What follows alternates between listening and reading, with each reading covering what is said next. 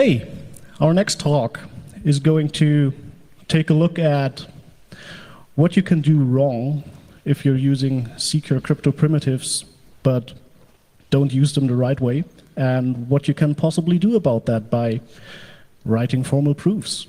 So to tell you more about that, we have Florian and Lukas. A warm round of applause, please.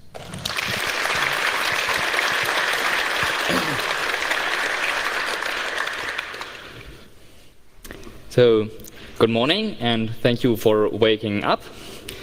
It's a great honor for us to give this talk, especially in the slot directly after DJB and Tanja Lange. Before we start, I want to mention 2 points, which might not be clear in the talk. The first one is we like provable security, and Audit Goldreich is a great cryptographer, and this talk should not be a rant. The organization is as follows. We'll give a short motivation, why you want to have proofs of security, and then we'll show how to do them. And the next, the latest 2 points will be on strange stuff happens if you use provable security.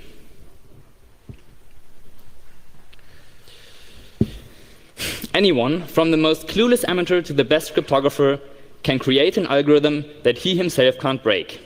It's not even hard. This quote by Bruce Schneier shows a little bit why you want to have provable security. Just because you look on your own scheme and you don't find the flaw, it does not mean that it's not there. And a strict mathematical proof can handle this problem.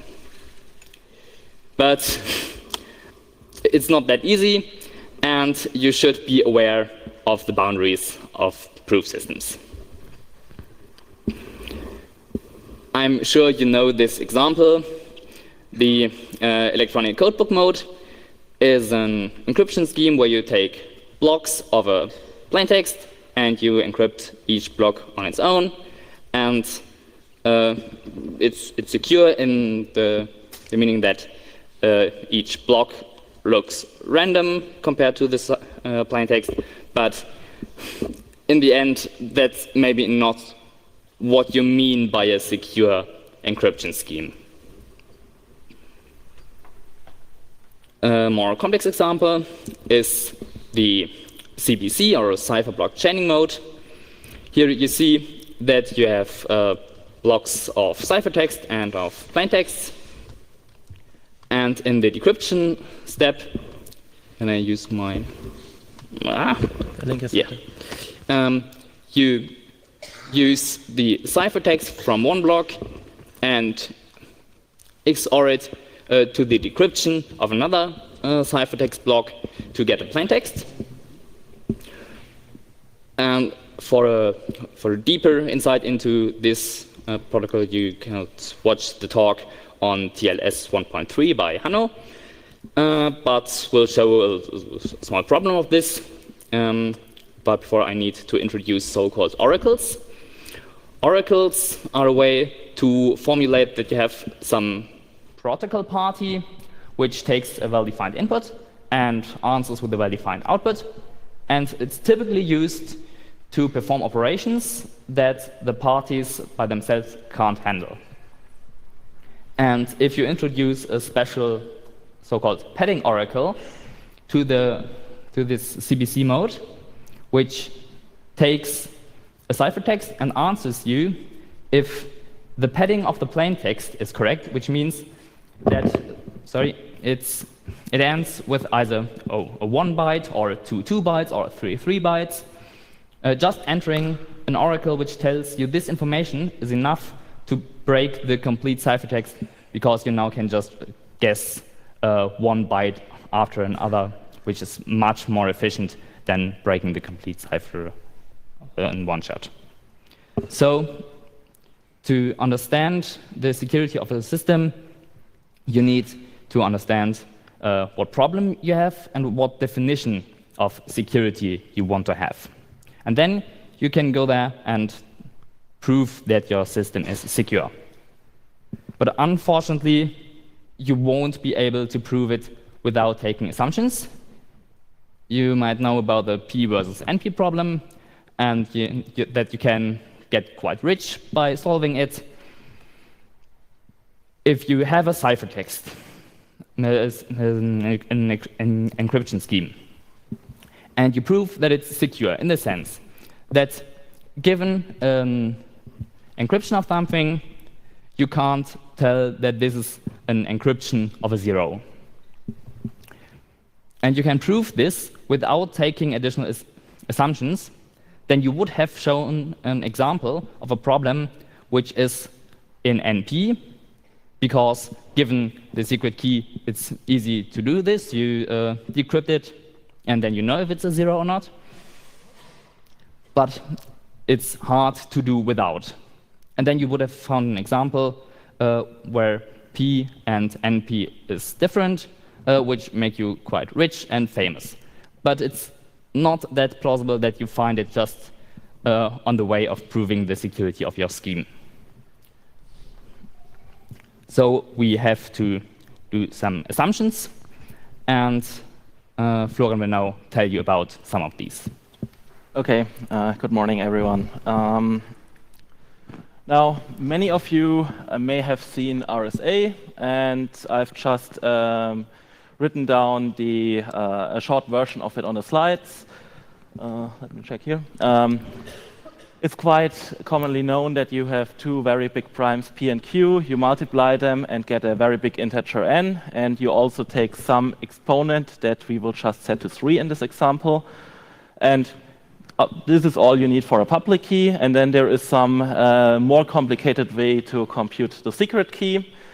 And once you have these values, encrypting stuff is as simple as taking the plaintext and taking it to the power of e, so in our case 3, and doing that modulo n. Modulo, in case you don't remember, if you do division with a remainder, you throw away the quotient and keep the remainder, and that's what we call modulus. So almost all examples that we will show will have some modulus in them. And in this case, encryption, as you see, it's not really complicated. And decryption, you take the secret key as the exponent. And for some reasons that we won't go into in this talk, this actually works out to give you back the original plaintext. And there is this common misconception that RSA is secure if factoring is secure. That's not really the case. The assumption that RSA uses is the so-called RSA assumption, and it is roughly equivalent to the following. It's impractical if I give you a public key and some ciphertext that was created with that public key with a random plaintext for you to fully extract that plaintext. It sounds a little bit like RSA is secure because RSA is secure, and actually that's getting quite close, except that we have the problem that this version of RSA is not even really secure for sensible security definitions. Because just being unable to extract the plaintext from a ciphertext doesn't mean that there are no practical attacks on it. If you're only able to extract half the plaintext and you know that it contains ASCII text that says either yes or no, and I give you the first byte of it, you can pretty much guess what the other bytes might be.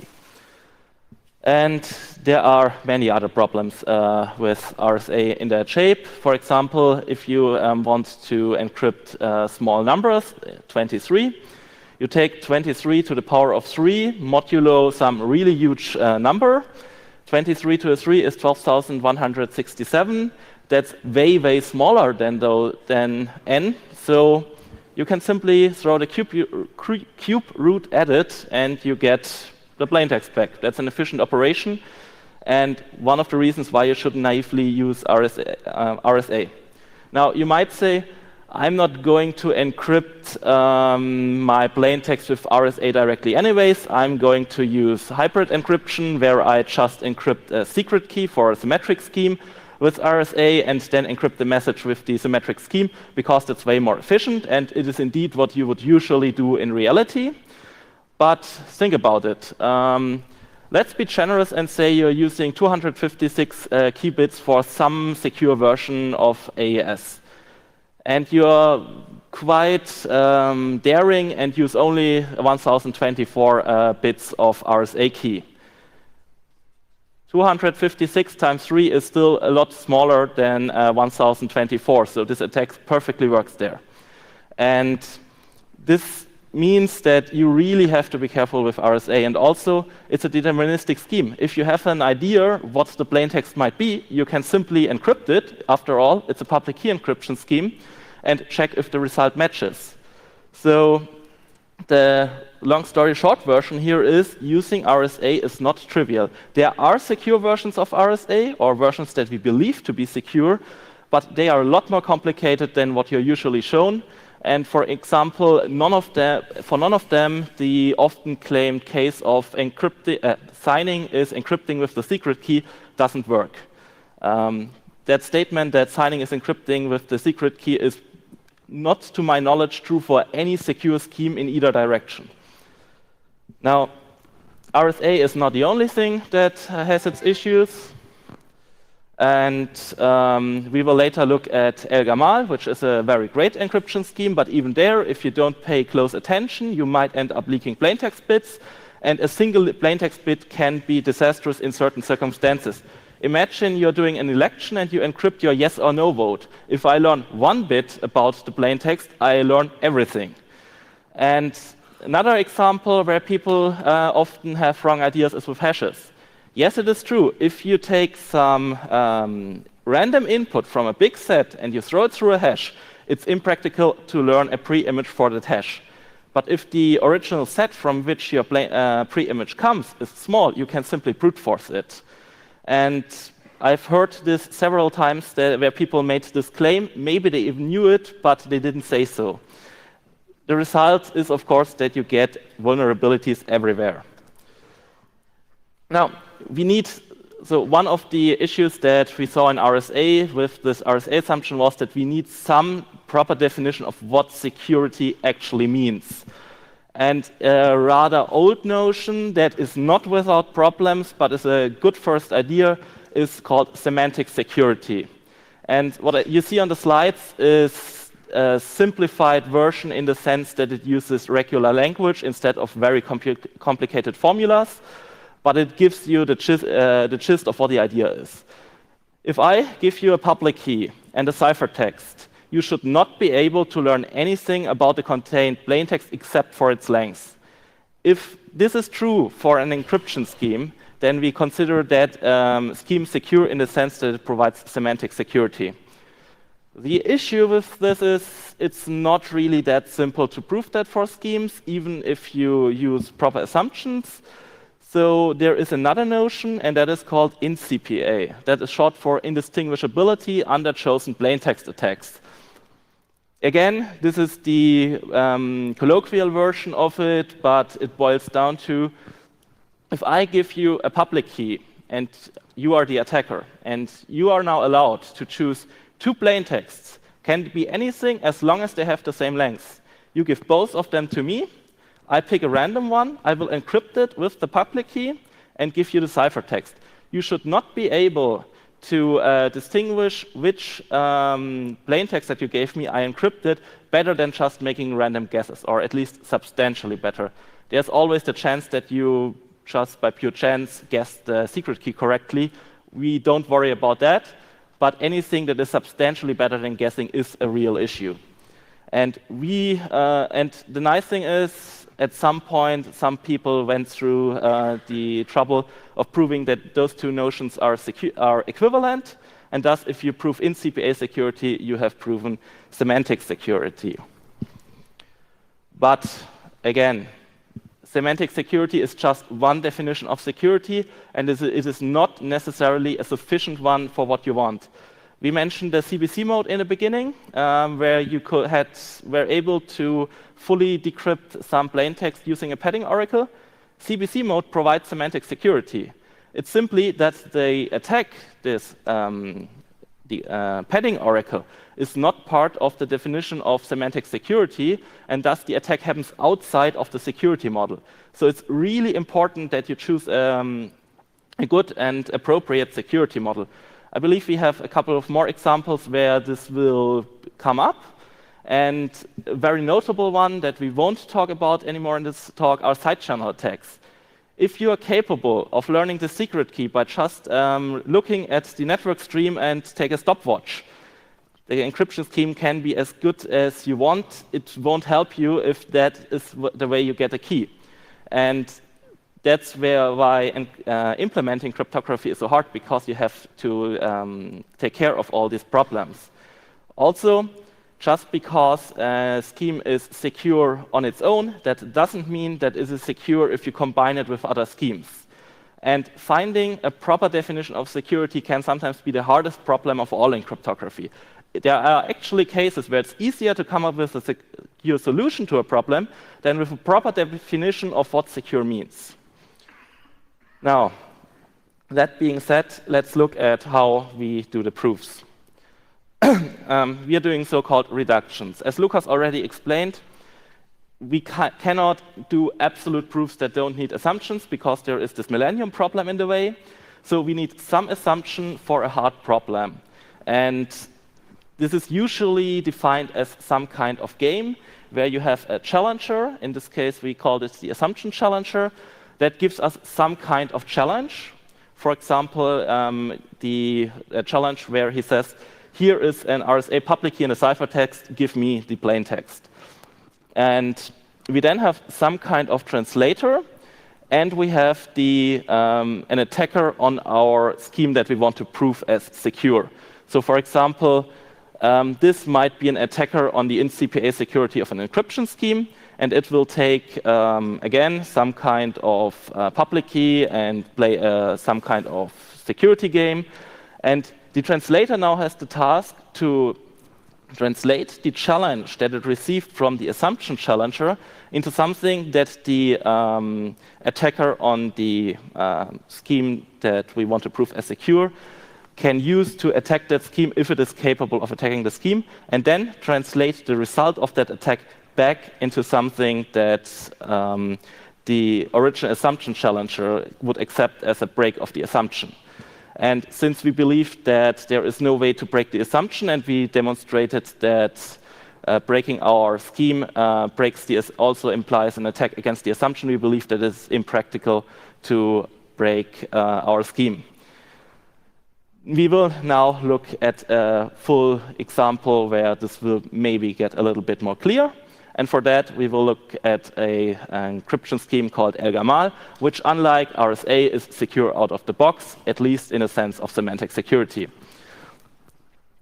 Again, we start with two big primes, P and Q, but this time they are required to have a special property. P has to be twice Q plus 1, so they are closely related primes, and we also call P a safe prime and Q a Sophie-Charmant prime. And the reason of this, these we won't go into here. You also need to take something called a generator, and we just pick 4 because that always works. If you pick a bad generator, this is actually the case that I mentioned in the beginning, where you leak plaintext bits. And we will now do several operations of those. We have some operations between elements where we multiply base elements. Those are all modulo P, so the lowercase here. And we have exponents in the game, and those are modulo Q. And for reasons that you can learn about in a group theory university lecture, this makes actually sense. And for notational purposes, the set of all integers between 0 and Q minus 1 we will call set Q. Now, in order to use El-Gamal, we assume we have those integers P and Q. They don't need to be secret or anything. They can even be standardized, and usually, or very often, they actually are. And the key generator will now sample a random exponent x from set Q, and this is the secret key. Then he or she will take the generator G and compute G to the power of x. So again, this is modulo P, so this number won't grow completely out of proportion, but the result is the public key. You already see here this operation, this G to the x, is probably hard to reverse, so you can't undo this to get a signature scheme out of this. And that's everything you need to do for key generation, which is much easier than finding 2 primes for RSA. Encryption is a little bit more complicated, but also doable. you pick another random integer r. This is your encryption randomness. This avoids the attack of trying to encrypt some assumed plaintext and checking whether they match. Because every time you encrypt, you use a different value r. And then you compute g to the r first. This is your first part of your ciphertext. Then you take the public key, g to the x, and compute it to the power of r. And by the rules of how powers work, g to the x to the r is equal to g to the x times r. And that you multiply simply with the plaintext m. Those two elements are now your complete ciphertext, and that is everything you have to do for encryption. And finally, decryption. You take the second part of the ciphertext here, so this g to the xr times m. And the idea is now that you remove this g to the xr, and for that you take the g to the r and compute it to the power of x. And again, rules of power, g to the r to the x is g to the rx. And if you now do this to the -1, you get g to the minus rx. G to the minus rx times g to the rx is g to the rx minus rx. This is g to the 0, which is 1. So you just have the plaintext left here, and you're done with the decryption. And that's all there is to the scheme. So it's not really that hard. Now, we still need an assumption relative to which we will prove that El-Gamal is secure. And for that, we will use the decisional Diffie-Hellman assumption.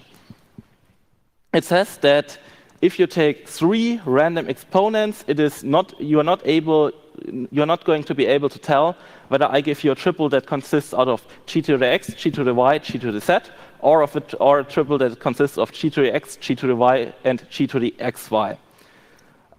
We won't argue why this is true. There is some good rationale why we might believe that, but this is an assumption, so we don't have to prove it. We just have to assume it and then prove that our scheme is secure if this assumption holds. And for that, we are going to use the game structure that I showed you before that. And this is the full game. So at the start, you see the DDH challenger passes some triple to the translator.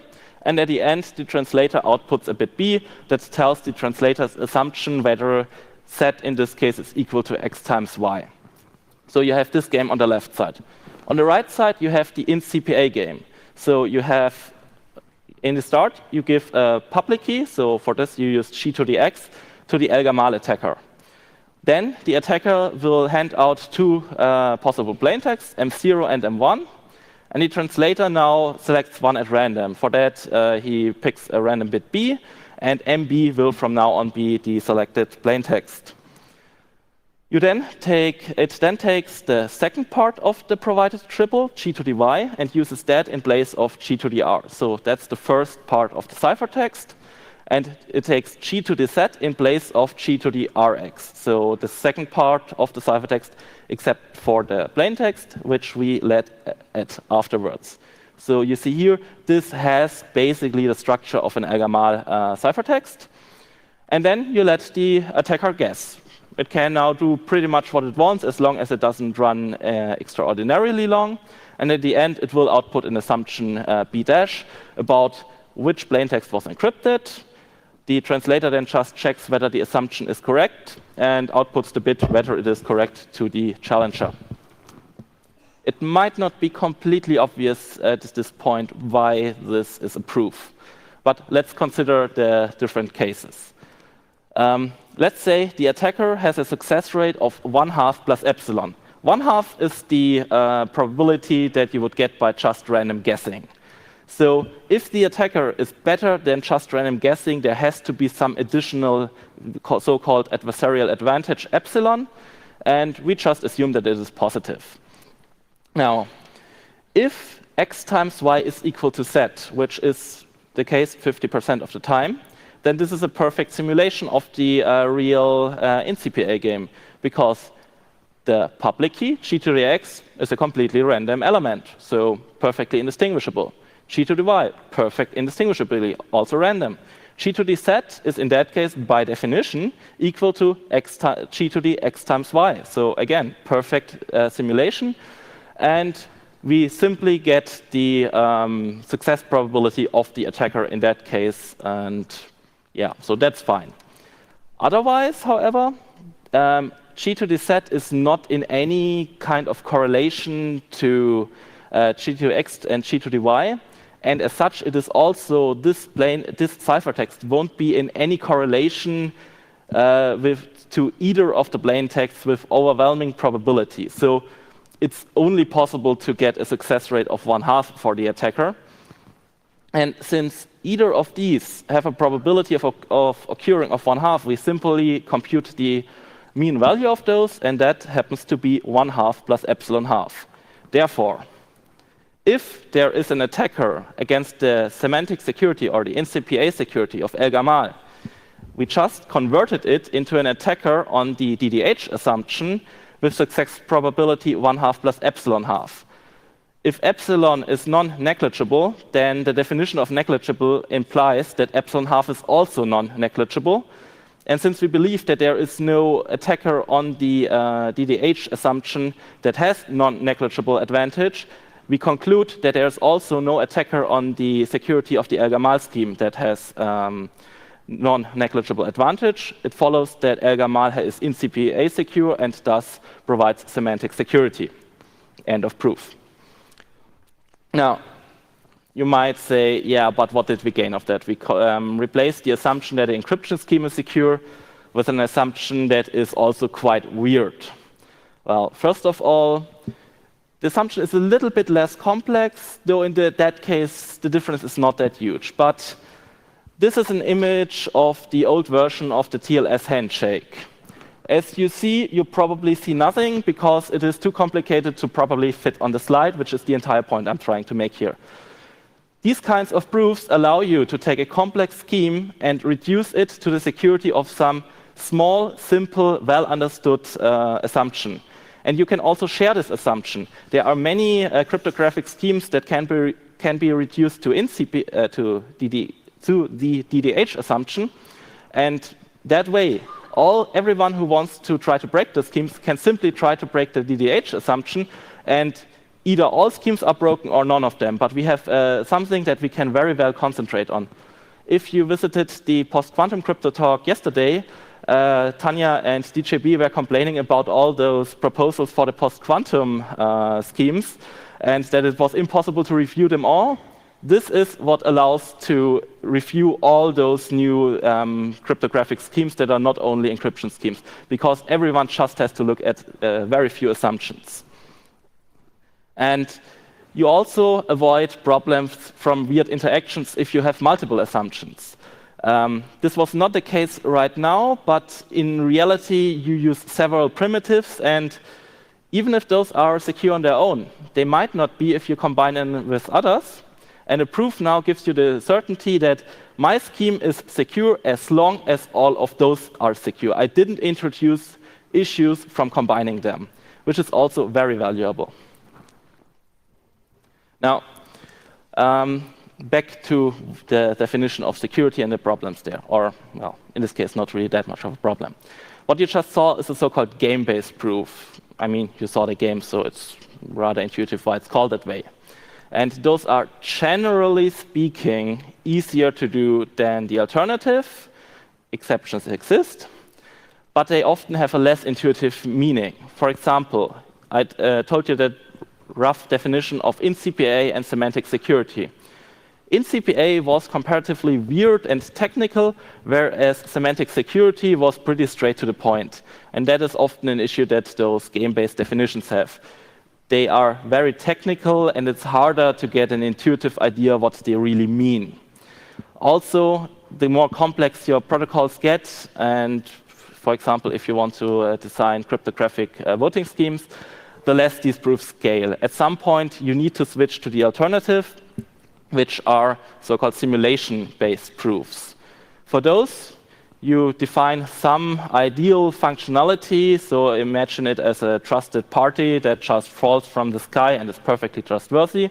You define whatever you want to do is done by that party, and then assume that everyone has perfectly secure connections to that party, and then prove that your real protocol is as secure as this idealized thing. Those proofs tend to get more intuitive meanings. Semantic security is a simulation-based definition of security, and as I said, it's a lot easier to understand what it means, but they are also usually a bit harder to do. Also, especially with them, though that may be because the schemes that you will usually prove with them are more complicated, you can get something called proof artifacts.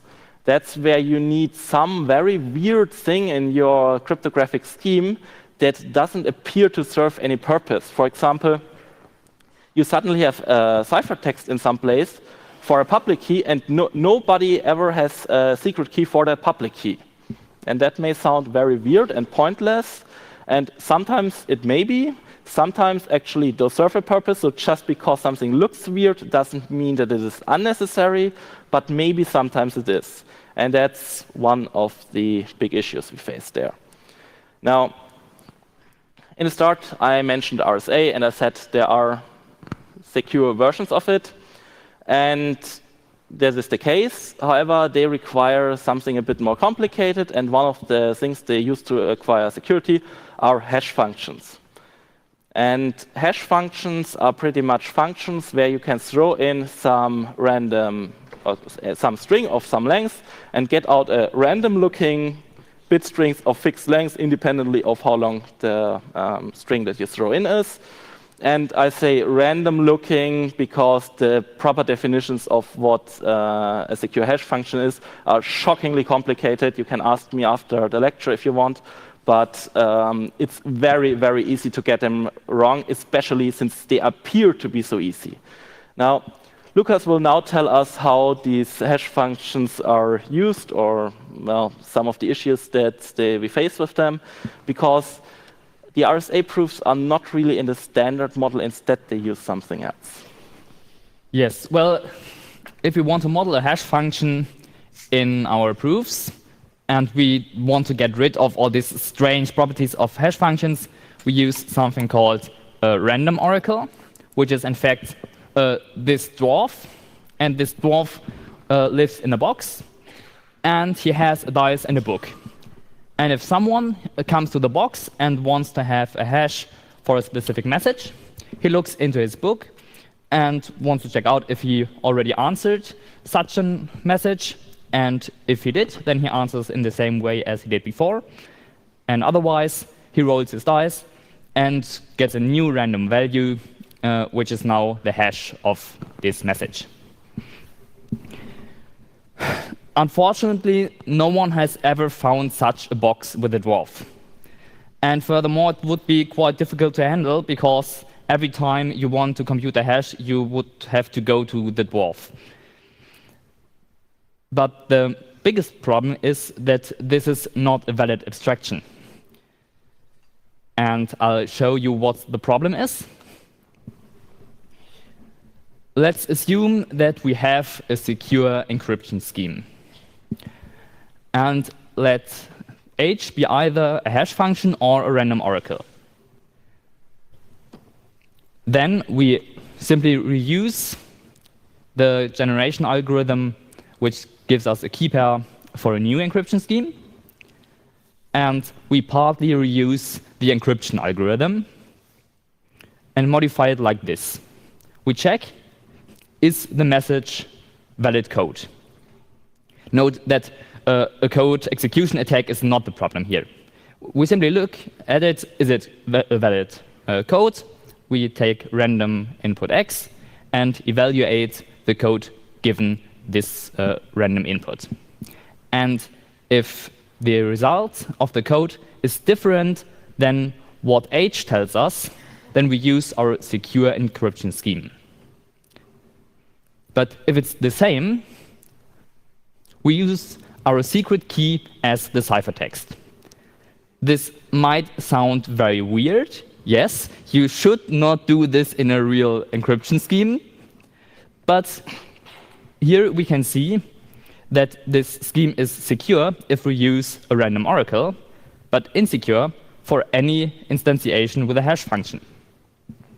If you use a random oracle, the probability of the dwarf to get the same output as the given code is negligible because it's randomly chosen.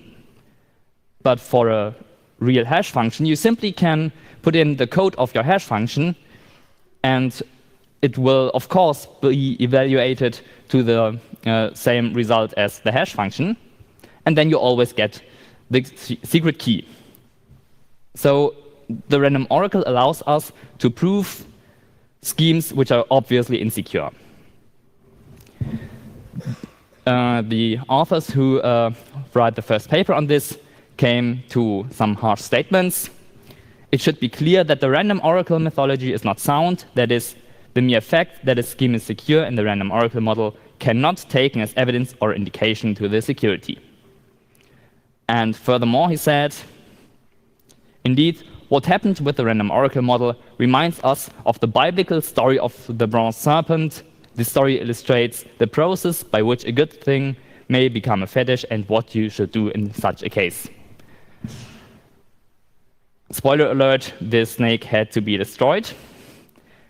But if you need to cite the Bible as a cryptographer, your point maybe is not as good as you might think. Other authors said that if one of the world's leading specialists put forth his best effort to undermine the validity of the random oracle assumption, and if the flawed construction is the best he can do, then perhaps there's more reason than ever to have confidence in the random oracle model. So you see that even in the scientific community, this model is, it's not clear what to do with it, because it's widely used in proofs, and there are schemes that can only be proven in the random oracle model, and they seem to be secure, but obviously, as you saw, the random oracle model allows also to prove the security of insecure protocols. So people try to get rid of it. They invented signature schemes which don't use the random oracle model, but suddenly strange stuff appeared. This duplicate signature key selection attack is an attack which is also out of model for the typical definition of the security of signature schemes. And it allows that given a signature and a message under some public key, you could be able to find a new key pair such that the signature is valid under your new generated key for the same message. And maybe that's not a problem in your specific use case, but you should really be aware that this could happen if you use this kind of signatures. Another example, the Bonnet-Boyen signatures were derived from another signature scheme, but suddenly the signatures get much more complicated. Here, in the easy one, you have just one group element. In the complex one, you have two. And the second one is quite difficult to calculate. And the probability that a programmer will do some mistakes by implementing it is much higher than in the easy scheme. And then the question is this worth the effort? Do we want to have schemes which are secure without using this unsound model, or do we want to have the easy ones? So you might have noticed that we get a little bit deeper in the beauty of proving brainfuck. And for the next step, I'll introduce another cryptographic tool, which is called commitment schemes. A commitment scheme works like this. A party Alice has a message M. And she wants to tell Bob that she knows that she's chosen the message, but not telling the message to Bob. You can imagine it like having a safe, writing the message on a piece of paper, put it into the safe, lock it, and give the safe to Bob.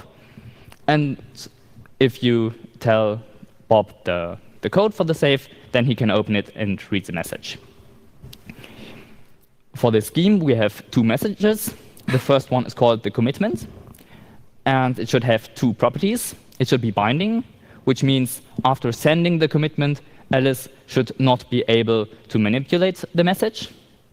And it should be hiding, which means that Bob should not learn anything about the message given the commitment. And later, Alice can open this commitment, which is called the unveil. In this case, she simply sends the message and the random, and now Bob can calculate if this message and this random matches to the commitment given before. Well, let's assume we have this secure scheme, and we build a more complex protocol.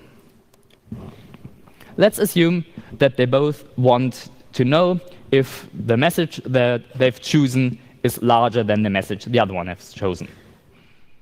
Alice commits on M and sends the commitment to Bob. Bob commits on another message and sends the commitment to Alice. And then they open the commitments and they see who wins the game. But what happens if Alice is not interacting with Bob, who's nice, but with an evil party, Mallory, who acts like this? Mallory takes the commitment C and multiplies it by the generator Alice has used. Then, when Alice opens the commitment, Mallory can simply open this message as a commitment on M+1. That's not what we want to have using our commitment scheme. So composing protocols together can make them insecure, or can lead to insecure protocols. And what we want to have in a security definition is that the security definition should contain all imaginable properties and should be secure regardless of the context in which you use your primitive. You see that using these locks for the bike are not composable. They're not even secure. To do this, we use these simulation-based proofs and a special variant of it called the universal composability model. Here we have this ideal function Florian mentioned before, and we have the real protocol, and we prove that an environment, which is everything outside of the protocol, all computers, all protocols on the internet, for example, is unable to distinguish if it's interacting with the real world or with the ideal world. So we have this, sorry, that's not an ideal functionality, this one. So we have... Here's Catholic, so that's why it's trustworthy. So we have this trustworthy authority, and the parties simply put their input to the trustworthy authority, and the authority calculates stuff and gives it back to the parties in the ideal scenario. And in the real scenario, we have the parties executing our protocol. But we don't have only the parties, but also an adversary who can, for example, listen to the messages, manipulate them, or even corrupt parties. And he interacts with the environment Z. So you can think about like the environment and the adversary are one party, and they want to know if they are in the real scenario or in the ideal one. In the ideal one, you have a so-called simulator, and he tries to convince the environment that he is a real attacker, but he is interacting with the ideal function, which won't tell him too much on the messages the parties gave in.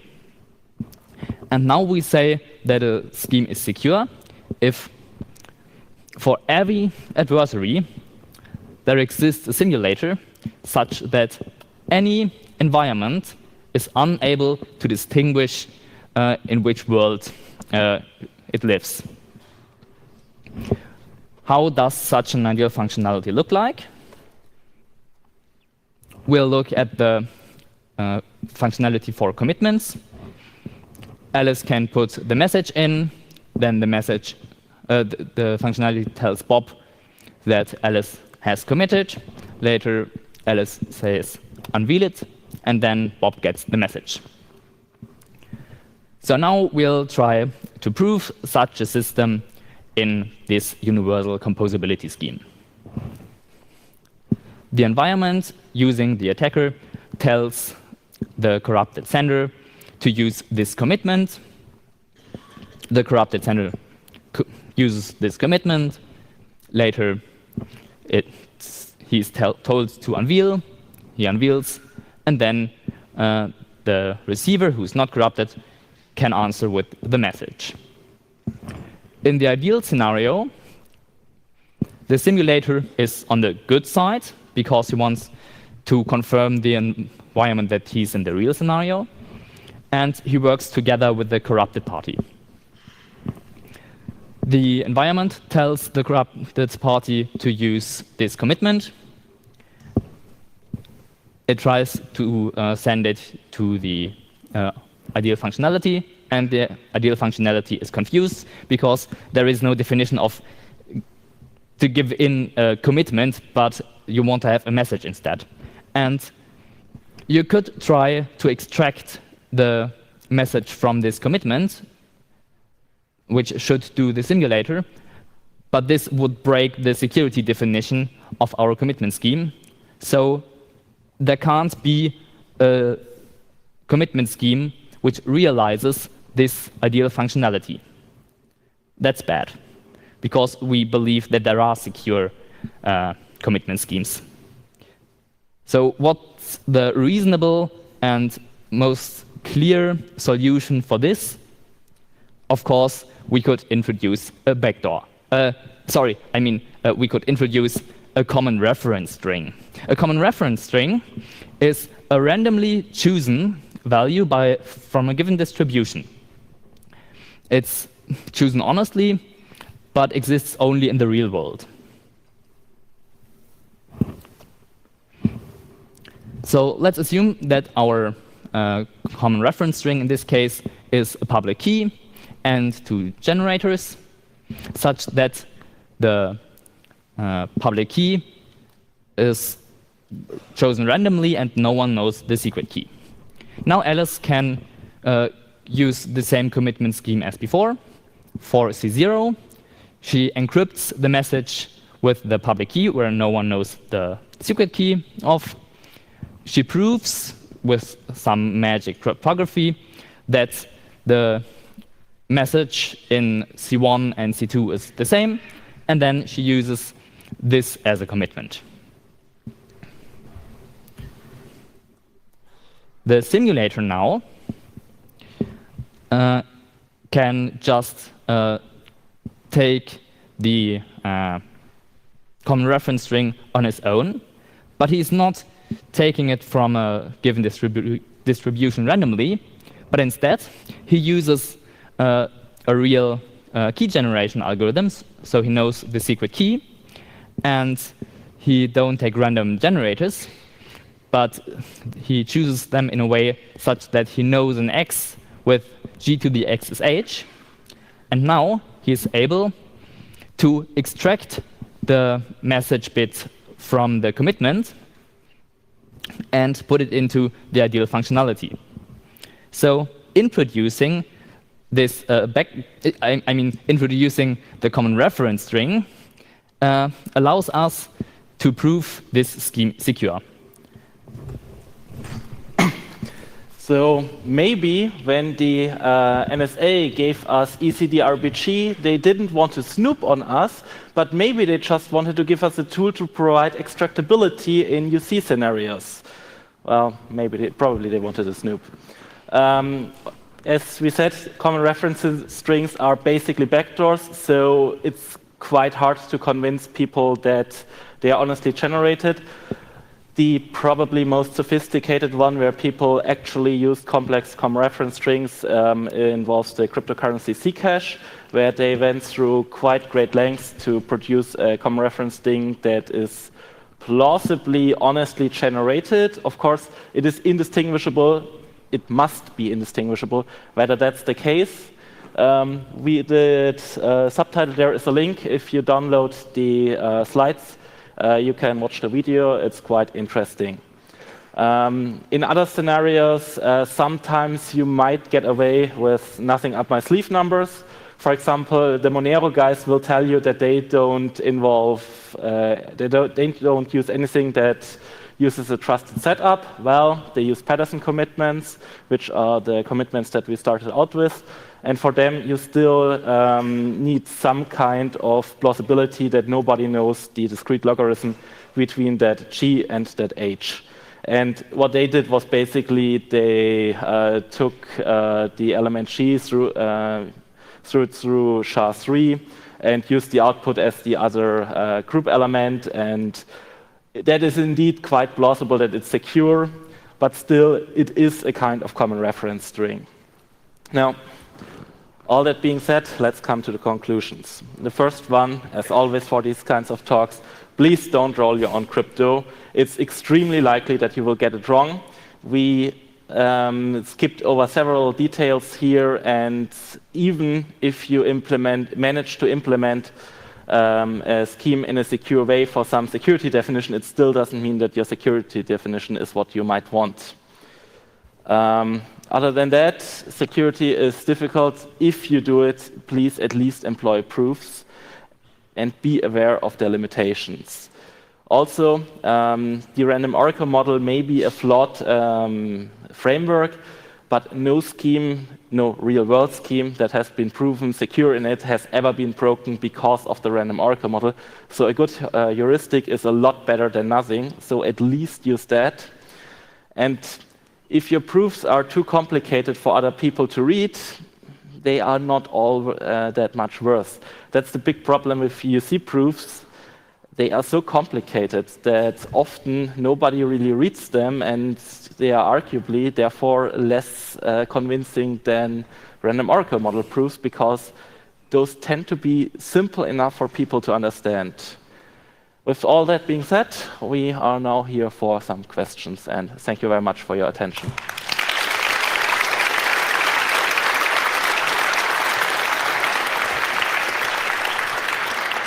Thank you very much for this most excellent talk. We have microphones in the saal here, so please line up behind them. And to start it off, we have a question from the internet.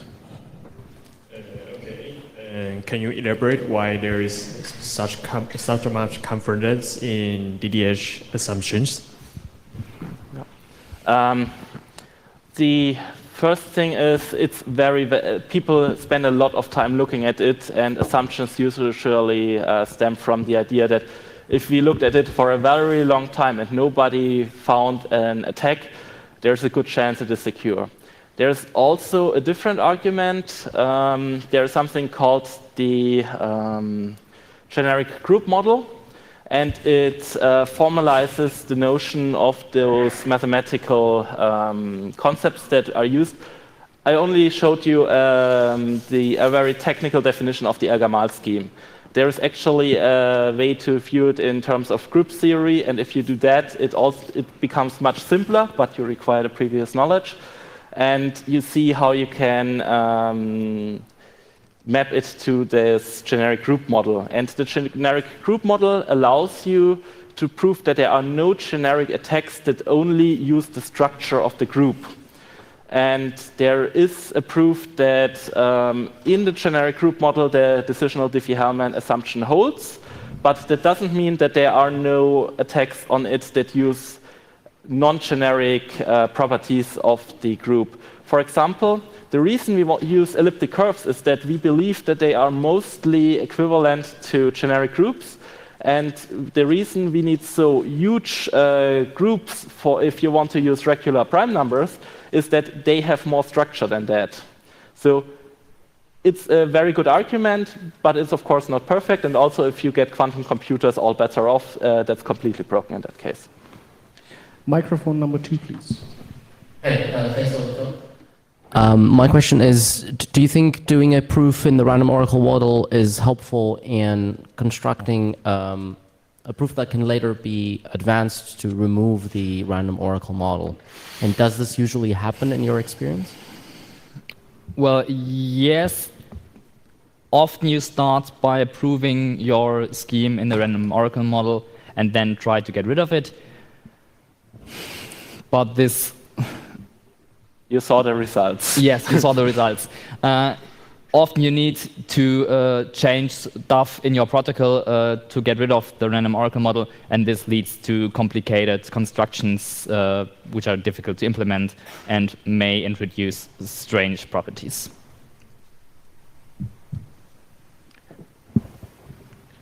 Does that answer your question? Yes. Then microphone 2 again, please. What's on the next slide? Okay, that's the bonus slide. A little bit on security levels. If you want, I can tell. I believe we have some time left. There is 4 more minutes. Okay, that's enough. There is this. You occasionally encounter the idea that some security level is enough or insufficient or whatever. And the first thing that is maybe not that trivial is that there are fundamentally different kinds of security, even for the same definition. The one that most people think about is called computational security. And what that means is basically, if I give the attacker a certain amount of computational power, the attacker shouldn't be able to break my scheme using brute force.